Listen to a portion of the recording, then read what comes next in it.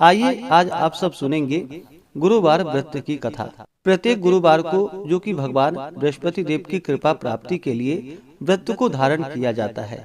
जो भी भक्त सच्ची श्रद्धा के साथ नियम और निष्ठा के साथ गुरुवार का व्रत धारण करते हैं तो भगवान बृहस्पति देव की कृपा से उनके सभी प्रकार के दुख और कष्ट दूर होते हैं तथा सभी प्रकार के सुख और समृद्धि की प्राप्ति होती है। तो आइए सुनते हैं गुरुवार व्रत की कथा। तो बोलिए प्रेम से भगवान बृहस्पति देव की जय, भगवान विष्णु की जय, माता लक्ष्मी की जय। कथा के अनुसार प्राचीन काल में एक बहुत ही निर्धन ब्राह्मण रहता था। उसके कोई संतान ना थी। वह नित्य पूजा पाठ करता। उसकी स्त्री ना स्नान करती और ना ही किसी देवता का पूजन ही करती थी। इस कारण ब्राह्मण देवता जो कि बहुत दुखी रहते थे, अपनी पत्नी को बहुत समझाते किंतु उसका कोई परिणाम ना निकलता।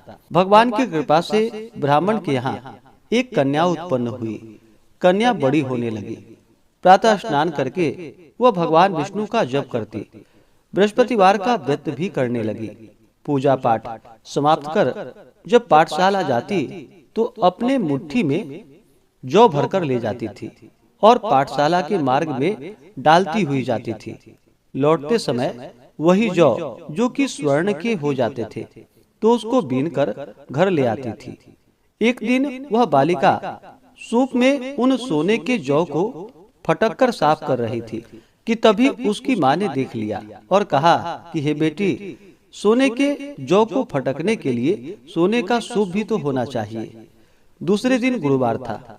कन्या ने व्रत रखा और भगवान बृहस्पति देव से सोने का सूप देने की उनसे प्रार्थना की और कहा कि हे प्रभु, यदि सच्चे मन से मैंने आपकी पूजा की हो तो मुझे सोने का सूप दे दो।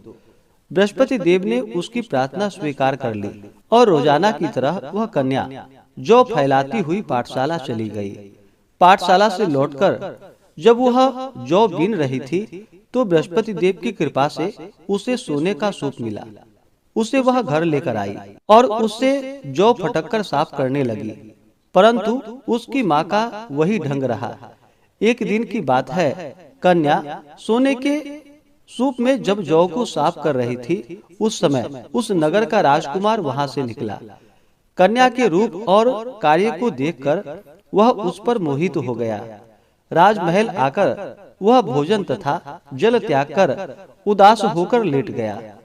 राजा को जब राजकुमार द्वारा अन्न और जल त्यागने का समाचार प्राप्त हुआ तो अपने मंत्रियों के साथ वह अपने पुत्र के पास गया और पूछा कि हे बेटा, तुम्हें किस बात का कष्ट है? किसी ने तुम्हारा अपमान तो नहीं किया अथवा कोई और कारण है? मुझे बतलाओ, मैं वही कार्य करूंगा जिससे तुम्हें प्रसन्नता की प्राप्ति हो सके। अपने पिता की बातें सुनकर राजकुमार बोला कि हे पिताजी, मुझे किसी बात का दुख नहीं है। किसी ने मेरा अपमान भी नहीं किया है, परंतु मैं उस लड़की के साथ विवाह करना चाहता हूँ जो लड़की सोने के सूप में जौ को फटक कर साफ कर रही थी। राजकुमार ने राजा को उस लड़की के घर का पता भी बता दिया। मंत्री राजा के कहने पर उस लड़की के घर गया।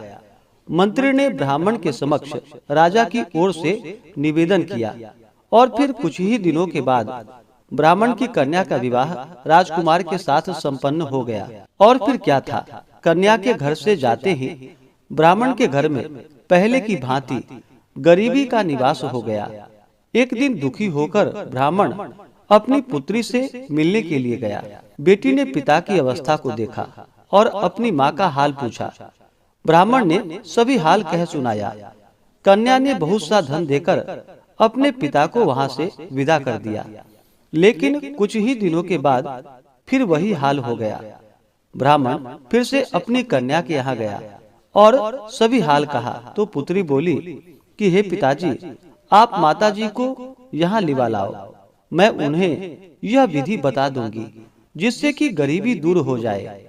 ब्राह्मण देवता अपनी स्त्री को साथ लेकर अपनी पुत्री के पास राजमहल पहुँचे तो पुत्री अपनी माँ को समझाने लगी कि हे माँ, तुम प्रातः काल स्नान आदि करके विष्णु भगवान का पूजन करो और बृहस्पतिवार का व्रत करो तो तुम्हारी सभी दरिद्रताएं दूर हो जाएंगी। परंतु उसकी माँ ने उसकी एक भी बात नहीं मानी।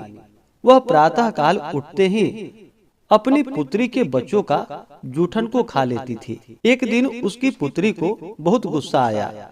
उसने अपनी माँ को एक कोठरी में बंद कर दिया और फिर प्रातः उसे स्नान आदि करा करके उससे पूजा पाठ करवाया।